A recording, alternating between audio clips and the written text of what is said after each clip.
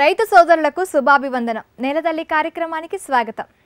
సాగులో ఎక్కువ శాతం రైతులు వాణిజ్య పంటలనే సాగు చేస్తుంటారు. అయితే ఒకే పంట విధానంతో ముందుకు వెళ్లే రైతులకు దిగుబడులు కూడా ఆశించిన స్థాయిలో లేకుండా నష్టాలను ఎదుర్కోవాల్సి వస్తుంది. కానీ మిశ్రమ పంటల విధానం ఉండే ప్రకృతి వ్యవసాయం పెట్టుబడులు తగ్గిస్తూ రైతులకు అదనపు ఆదాయాన్ని కలిగిస్తుంది. ఇదే రీతిలో మిశ్రమ పద్ధతిలోనూ కాకుండా పందిరి కూరగాయల సాగులో సరికొత్త విధానాలని అనుసరిస్తున్న గుంటూరు జిల్లాకి చెందిన మీసాల రామకృష్ణ సాగుపై ఇవాల్టి నేలతల్లి ప్రత్యేక కథనం.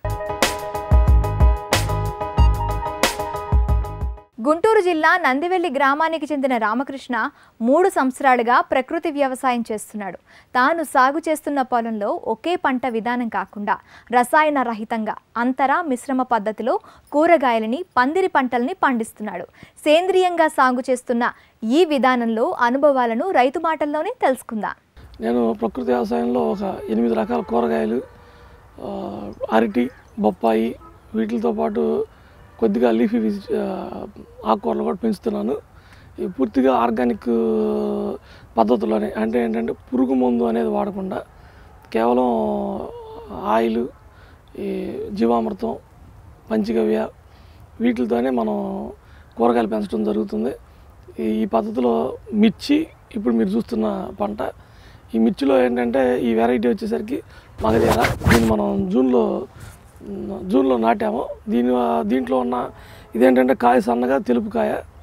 ఇది మనం పూర్తిగా ఆర్గానిక్లో 100% ఇది పంటకు రావడానికి కుదిరింది. ఇది మనకి మిర్చి పంటలో మనం ముఖ్యంగా తెలుసుకోవాల్సింది ఏంటంటే ఈ ముడత అనేది మిర్చికి కన్ఫామ్గా ప్రతి వెరైటీకి ఉంటుంది. కాకపోతే మనం ఈ పచ్చిమిర్చికి వేరే వెరైటీ ఉంటుంది, పండుమిర్చి ఎండుమిర్చికి వేరే వెరైటీ ఉంటుంది.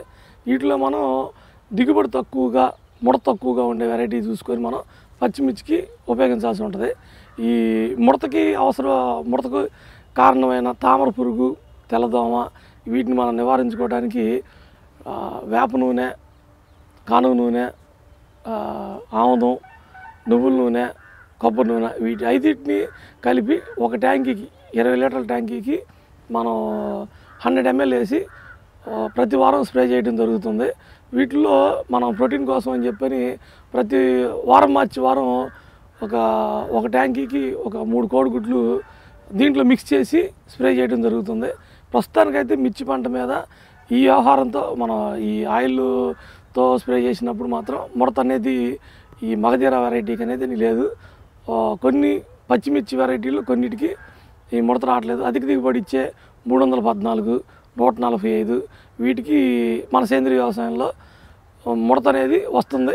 కాబట్టి రైతు సోదరులు దీన్ని మీరు గమనించుకొని మన ఇత్తనం ఎంపిక అనేది కంపల్సరీగా చూసుకోవాల్సి ఉంటుంది. ఇప్పుడు మనం చూస్తుంది టమాటో. దీని వెరైటీ పేరు వచ్చేసరికి బాహుబలి. ఇది బాహుబలి ఉంది, ఓపీ వెరైటీ 2 రకాలు ఉన్నాయి. అంటే ఓపెన్ పాలినేషన్ వెరైటీ.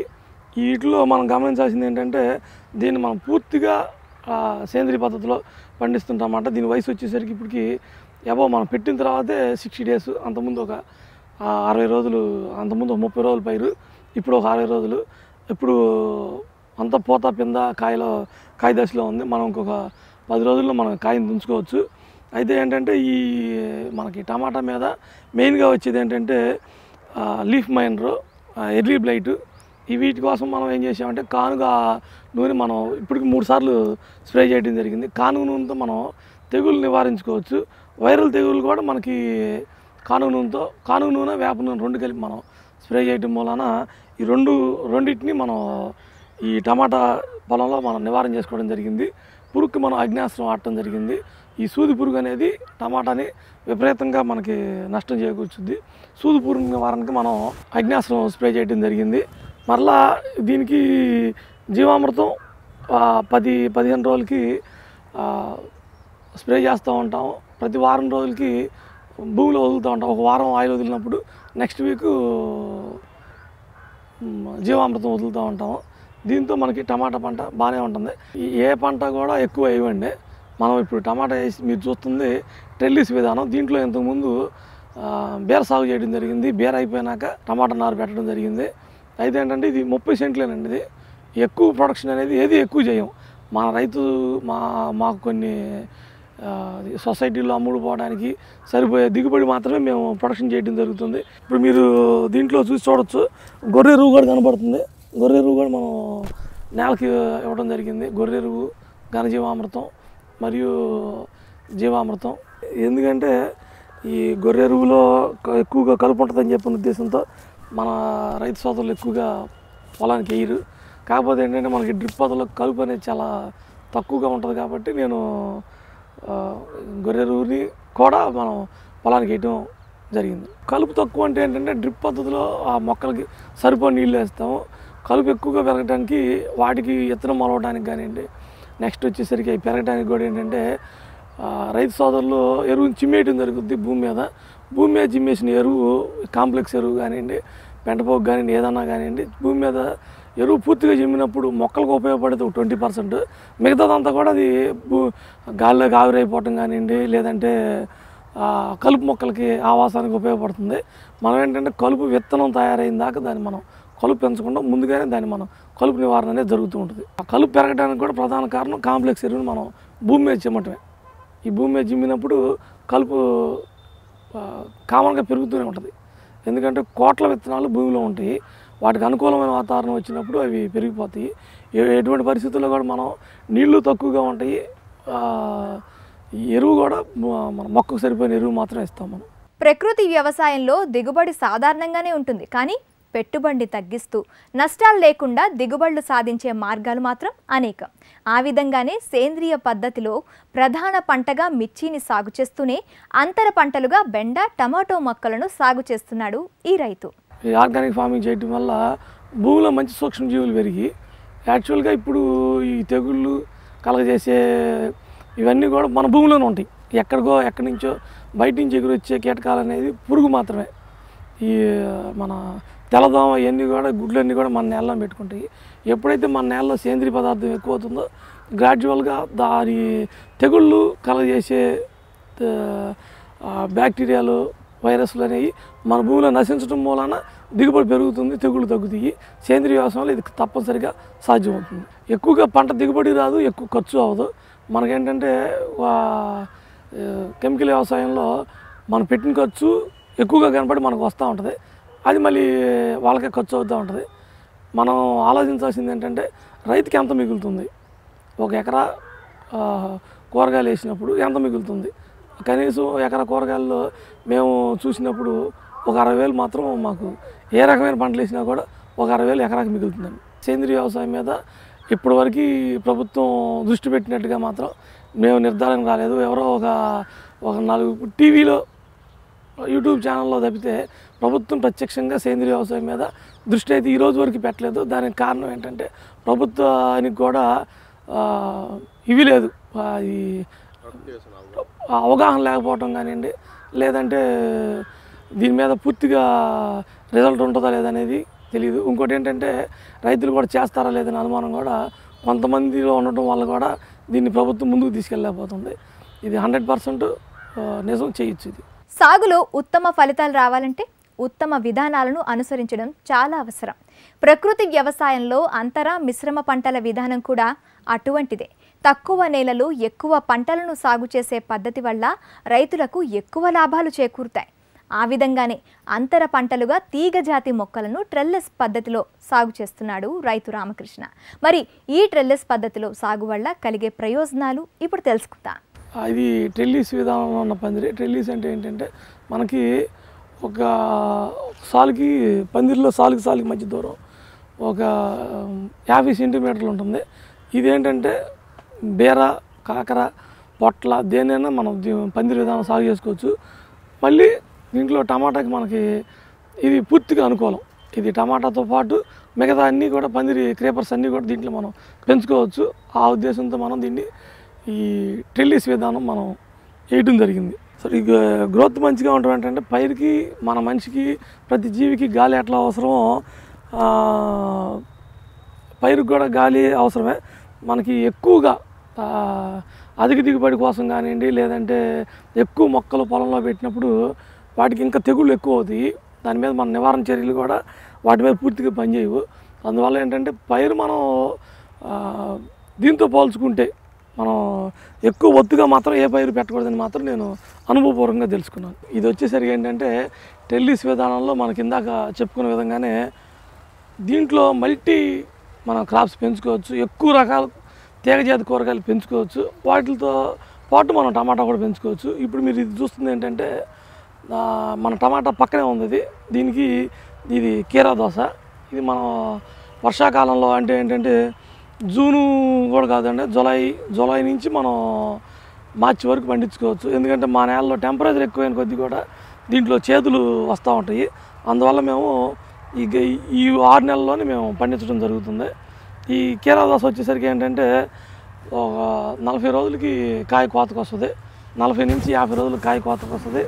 ఇంకోటి ఏంటంటే వీటికి ఎక్కువగా ఆశించేది ఏంటంటే ఈ నల్లి, తెల్లదోమ. వీటి నివారణ కోసం ఏం చేస్తామంటే మనం వేపగింజల కషాయం దీని మీద బాగా పనిచేస్తుంది. ఈ వేపగింజల కషాయం స్ప్రే చేసినప్పుడు ఏమవుతుందంటే ఆ రసం పీల్చిన నల్లి కానీ దోమ కానీ అవి సఫర్ అవి పోవటం వల్ల మనకి పంట దిగుబడి పెరుగుతుంది. ఈ పంట దిగుబడి దీనికి ఎక్కువ ఇవి అవసరం లేదు, ఎరువుల యాజమాన్యంతో పెద్ద పని లేదు. గ్రాడ్యువల్గా అంతకుముందు పంట కాలంలో ఇచ్చిన ఈ ఘనజీవామృతం ఇవి సరిపోతుంది. వీటి కూడా ఈ పంట కాలంలో కూడా మనం 2 నుంచి 3 సార్లు మనం ఘనజీవామృతం వేయడం జరుగుతుంది. కీరా దోస ఇది రెగ్యులర్ వెరైటీ అను. వీటిలో మనం మెయిన్గా తెలుసుకోవాల్సింది ఏంటంటే ఈ బోరాన్ లోపం ఉండటం మూలన ఈ కీరా దోసకాయలు వంకరగా వస్తాయి. కాబట్టి మనం దీని మీద బోరాను స్ప్రే చేసుకోవాలి. బోరాన్ అనేది తప్పనిసరిగా మనం పంట దశలో 2 సార్లు, అంటే నాటినాక 10 రోజులకు ఒకసారి, మరలా తిరిగి పంట కోతకు ఒక 10 రోజులకు ఒకసారి, నెల రోజులకు ఒకసారి 2 సార్లు మనం బోరాన్ స్ప్రే చేసినట్టయితే పంట కాలంలో మనం కాయలు వంకర లేకుండా సాఫీగా కాయలు మనం పొందొచ్చు అని చెప్పి నేను అనుభవపూర్వకంగా తెలుసుకున్నాను. ఇప్పుడు మనం చూస్తున్న పంట ఇది బెండ. దీన్ని మనం జూలై 1st వీక్లో నాటడం జరిగింది. జూలై 1st వీక్లో బెండ నాటిన తర్వాత మనకి 40 రోజులకి కోతకు వస్తుంది. 40 రోజులు కోతకు వచ్చినాక 60 రోజున మనం బెండ మొదట్లో బీరగింజ నాటుకున్నట్టయితే ఈ బీరగింజ మనకి మళ్ళీ 60 రోజులకి కోతకు వస్తుంది. ఈ 60 రోజులు కోతకు వచ్చినాక రెండోసారి మనం రెండో వైపున మనం ఈ చిక్కుడు నాటుకున్నట్టయితే చిక్కుడు మనకి చలికాలంలో బాగా దిగుబడి బాగా ఉంటాయి. ఇప్పుడు మీరు చూస్తుంది ఏంటంటే జూలైలో నాటిన బెండ ఇది. ఈ జూలైలో నాటిన బెండ సాలు మధ్య దూరం 45 సెంటీమీటర్లు. ఈ 45 సెంటీమీటర్ల సాలుకి మధ్యలో ఆ టైపు బెండ చెట్టుని ఈ టైపు బెండ చెట్టుని 2 మనం కలిపి తల్ల కట్టేసేసి అటువైపు ఒకసారి ఇటువైపు ఒకసారి 2 సార్లుగా మనం 2 పంటలనే ముఖ్యంగా మనకు తీగజాతి కూరగాయలు మనం దీని మీద పెంచుకోవచ్చు. ప్రజెంట్ ఇప్పుడు మీరు చూడటానికి దీని మీద చిక్కుడు ఉంది. దీని వెరైటీ పేరు ఏంటంటే కట్టెగాయలు అంటారు. ఇక్కడ దీనికి కనుపుకి ఒక 5 కాయలు మనకి ఈ చిక్కుడుకాయలు వస్తాయి. ఇది తెంచుకోవడం తేలిక. ఇది పూర్తిగా నాటు వెరైటీ కనుక మనం టేస్ట్గా కూడా చాలా బాగుంటాయి. వీటికి తెగులు తక్కువ. ఈ చిక్కుడుకాయని చాలామంది ఆగస్టు, సెప్టెంబర్, అక్టోబర్లో కూడా నాటుతూ ఉంటారు. ఈ అన్నిటికన్నా కూడా నవంబర్లో నాటుకున్న చిక్కుడుకాయ ఏంటంటే తెగులు తక్కువ, దిగుబడి ఎక్కువగా వస్తుంది. ముందుగా చిక్కుడుకాయ రేటు ఉండటం కోసం అని చెప్పి ముందుగా నాటుకుంటుంటారు. వాటికి తప్పనిసరిగా పురుగు మందులు వాడాల్సిందేను. చిక్కుడుకాయకి అందులో పురుగు ఎక్కువగా ఉంటుంది. వీటిని మనం నివారించుకోవాలంటే ఏంటంటే పంట టైంలో మనం పంట పండించాలి. ఈ టైంలో చిక్కుడు బాగా పండుద్ది. చలికి టేస్ట్ బాగా ఉంటుంది. ముఖ్యంగా చలికి ఈ తెగుళ్ళు, పురుగు కూడా తక్కువగా ఉంటుంది. సేంద్రీయ వ్యవసాయంలో చేసుకుంటానికి అనుకూలం మాత్రం మనకి అక్టోబర్ చివర, నవంబర్లో నాటుకున్న చిక్కుడు మనకి బ్రహ్మాండంగా ఉంటుంది. దీన్ని మనం పందిరి మీద కూడా సాగు చేసాము. ఈ మొదటిసారిగా ఇప్పుడు మనం ఈ బెండల మీద చిక్కుడిని మనం సాగు చేస్తున్నాము. దీంట్లో ఉండే మెలకువలు, వ్యవహారాలు నేను మా రైతు సోదరుల ద్వారా తెలుసుకొని చేయడం జరుగుతుంది. ఇప్పుడు వరకు అయితే పందిరి బాగానే ఉంది. చిక్కుడు పైరు పెరిగిన కొద్ది ఏమవుతుందంటే అది కింద పడిపోయినా కూడా మనకి ఇబ్బంది లేదు. మనకి 1 లక్ష రూపాయలు పెట్టి 1 ఎకరంలో పందిరి వేయకుండా మనం బెండకాయలు పండించుకొని బెండకాయల మీద అమ్ముకొని ఆ లాభంతో పాటు మళ్ళీ మనం దీన్ని పందిరి కింద కూడా ఉపయోగించుకోవచ్చు. బెండతో మనకున్న ఉపయోగం ఇదేనండి. ఇప్పుడు ఇది మనం చూస్తుంది బెండ పంట. దీన్ని మనం 40 రోజుల కింద నాటడం జరిగింది. ఇప్పుడు ఈరోజు 2వ కోత మనం బెండ కోసాము. ఈ బెండ కోసం మనం ప్రత్యేకంగా చేసింది లేదు, ఘనజీవామృతం ఎక్కువగా వేసాము. రెండోది ఏంటంటే ఆముదం పిండి, యాపిండి కూడా మనం విత్తనం నాటే ముందే వేసి ఘనజీవామృతంతో పాటు విత్తనం నాటడం జరిగింది. ఇప్పుడు ఇది 50 రోజుల బెండ. ఈ దీని మీద మనం వేపగింజల కషాయం చల్లటం వల్ల ఏంటంటే బెండకు ఎక్కువగా మనకు వచ్చేది ఏంటంటే తెల్లదోమ. ఈ తెల్లదోమ నివారణకి మనం వేపగింజల కషాయం బాగా పనిచేస్తుంది. వీటితో పాటు కానుగ నూనె స్ప్రే చేయడం వల్ల ఏంటంటే చలికాలంలో ఎక్కువగా ఈ ఆకు మీద మచ్చలు వచ్చి ఆకు ఎండిపోవడం పండిపోవడం జరుగుతూ ఉంటుంది. వీటిని నివారించుకోవడం మనం కానుగ నూనె కూడా మనం దీని మీద స్ప్రే చేయడం జరిగింది. ఇప్పుడు ఈ దశలో ఈ బెండకున్న ఈ దశలో మనం కనుక కింద విత్తనం నాటుకొని పైన తల్ల కట్టుకున్నట్టు దీని మీద కూడా మనం ఇంకొక పైరు క్రేపర్ ఏదన్నా పెంచుకోవచ్చు. ఈసారి దీంట్లో మనం కాకరేద్దామని అనుకుంటున్నాం. రైతులకు ప్రతిదీ సవాలే. ఆరుగాలం కష్టించి పండించిన పంటలను చీడపీడలు ఆశించి నష్టాలను మిగులుస్తాయి. అందుకు పరిష్కారంగా చీడపీడలను గుర్తించడంతో పాటు వాటిని అరికట్టే సోలార్ పరికరాన్ని ఉపయోగిస్తున్నాడు ఈ రైతు. అంతేకాకుండా పంట తెగుళ్ళు, వాటిని ఆశించే పురుగుల నివారణకు ఎలాంటి రసాయనాలు లేకుండా జీవామృతాలు, ప్రకృతి కషాయాలు, ముడి నూనెల మిశ్రమాన్ని వాడుతానంటున్నాడు. మరి ఈ సోలార్ పరికరం పనితీరు, నూనెల తయారీ విధానం ఇప్పుడు చూద్దాం. ఇప్పుడు మీరు చూస్తుంది ఇది సోలార్ ట్రాప్. ఇది ఏంటంటే మనకి కరెంట్ లేని చోట ఇది ఉపయోగపడుతుంది. కరెంట్ ఉంటే కనుక బల్బ్ మనం పెట్టుకొని ఇది చేసుకోవచ్చు. ఇదేంటంటే ఇది నైటు 7 దగ్గర నుంచి 11 దాకా మాత్రం ఇది వెలుగుతూ ఉంటుంది. దీంట్లో ఏంటంటే ఈ లైటింగ్ ఉందనే ఉద్దేశంతో మనకి ఎక్కువగా ఈ గిన్నెలో మనం పడే గమనించేది ఏంటంటే రెక్కల పురుగులు, తెల్లదోమ, పచ్చదోమ, ఇవి పొద్దున్న ఎర్లీ మార్నింగ్ కల్లా ఇవి మనకి ఈ గిన్నెలో పడిపోయి ఉంటాయి. వీటిని ఆధారంగా మనం మిగతా మన పంటలో ఇంకేమున్నాయి ఏంటి అనేది కూడా మనం చూసుకోవచ్చు. ఈ సోలార్ ట్రాప్ అనేది ఏంటంటే మనం బెస్ట్ ఇది. మన చేలో ఏమున్నాయి అనేది పురుగులు మనం పొద్దున్నే తెలియాలంటే ఈ సోలార్ ట్రాప్తో మనం నైట్ కనుక ఉంటే కనుక లైటింగ్ ఉదయం కల్లా మనకి ఇవి మన చేలో ఏ పురుగులు ఉన్నాయో మనం తెలుసుకోవచ్చు. ఇది కాస్ట్ వచ్చేసరికి 4000 అనేది. ఇది ఫ్రూట్ ఫ్లై క్యాచ్ చేసేది. ఇది ఆల్రెడీ ఇప్పుడు బతికిన ఫ్రూట్ ఫ్లై కూడా ఒకటి దీంతో తిరుగుతూ ఉంది. ఇవి ఏంటంటే మనకి పండుగ మన కూరగాయలు విపరీత నష్టం అనమాట. ఎంత అంటే బీరకాయలు పొలాన్ని ఒక 50%, దోసని అన్నిటినీ ఇది టమాటాని అన్నిటినీ ఇది నష్టపరుస్తుంది. దీన్ని మనం ఈ ఫ్రూట్ ఫ్లై ట్రాప్స్ ఒక ఎకరానికి ఒక 10 పెట్టి మనం దీన్ని నివారణ చేయొచ్చు. మున్నూరులో కొద్దిగా మనం భూమిలో కూడా ఈయటం జరుగుతుంది. ఈ ట్యాంక్ ద్వారా మనం డ్రిప్లో నూనె పంపిస్తున్నాము. ఇదేంటంటే ఈ ముడి నూనెలో ఇవి ఒక 5 రకాలు: కొబ్బరి నూనె, వేరుశనగ నూనె, మళ్ళీ ఆముదం. ఈ 3 రకాల నూనెలు భూమికి ఇయటం జరుగుతుంది. ఎందుకంటే దాంట్లో ఉన్న ప్రోటీన్ వీటికి పెరుగుదలకు ఉపయోగపడుతుందని చెప్పని మేము అనుభవపూర్వకంగా తెలుసుకున్నాము. ఇప్పుడు ఈ నూనెల్లో ఉన్న మనకి ఇదేంటంటే ఇవి ఎక్కడైతే మొక్క దగ్గర మనం తెగులు రావడానికి కారణం ఏంటంటే పూర్తిగా భూమిలో ఉన్న బ్యాక్టీరియా, వైరస్లే. అవి వేర్ల ద్వారా కానివ్వండి, లేదంటే వేరే మొక్క కాసించినప్పుడు దాన్ని గుట్టిందాం మన చెట్టు గుట్టినప్పుడు మనకి ఈ చెట్లు ముడత వస్తూ ఉంటాయి. వీటిని నివారించుకోవడానికి ఏంటంటే వాటిని భూమిలో కూడా లేకుండా చేయాలంటే భూమిలో కూడా మనం వేప నూనె, కానుగ నూనె వీటిని ఇవ్వటం వల్ల ఏమవుతుందంటే ఆ ఎఫెక్ట్ మొక్కల వేరుల దగ్గర ఉండటం మూలన మొక్కల వేరుల దగ్గర ఈ పురుగు అనేది లేకుండా ఉంటుంది అనేది మేము తెలుసుకున్నాం. అందువల్ల ఏంటంటే భూమి కూడా మనం ఆయిల్ ఇవ్వటం జరుగుతుంది.